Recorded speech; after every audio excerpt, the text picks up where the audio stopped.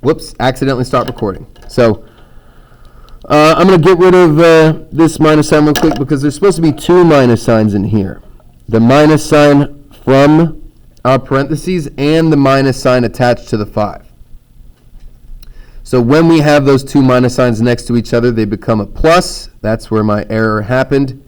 And instead of adding 10 to both sides, we're going to subtract 10 from both sides, giving us, I'm going to bring it over here because I ran out of room, negative 13v equals 13. Then we divide both sides by negative 13. It makes a lot more sense now that we've done it correctly. And we get v is equal to negative 1, which is, of course, one solution.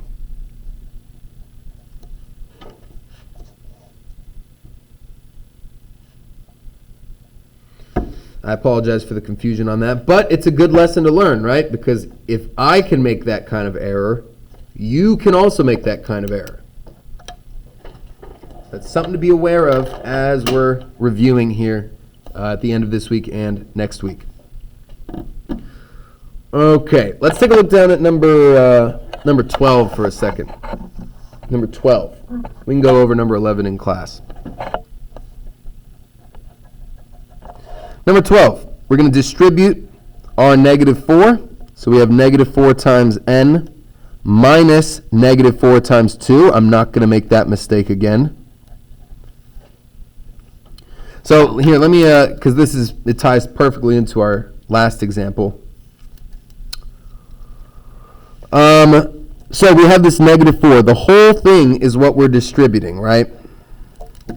But we still have to keep this minus sign in between our two terms because we're subtracting those terms. So the minus 4 got put in front of the n, and the minus 4 got put in front of the 2. But we need two minus signs in here, one from the previous part of our equation, and then one from our distributed negative 4. Okay? Now these two minus signs in the middle form a plus, and we can just do 4 times 2, which is 8. Negative 4 times n gives us negative 4n, and then we're going to have the right side being the same, which is, of course, 8 minus 4n. So we're going to bring our variable term over to the left. We'll add 4n to both sides. And again, we see something peculiar. They cancel out on the right, and they cancel out on the left, leaving us with 8 equals 8. So now we're going to ask ourselves, is 8 equals 8 a true statement? And it sure is.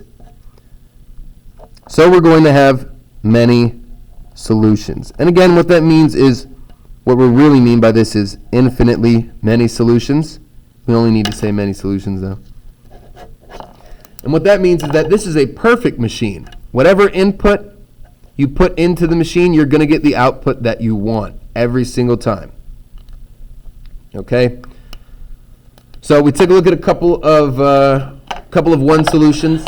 We took a look at a no solution problem and this many solutions problem.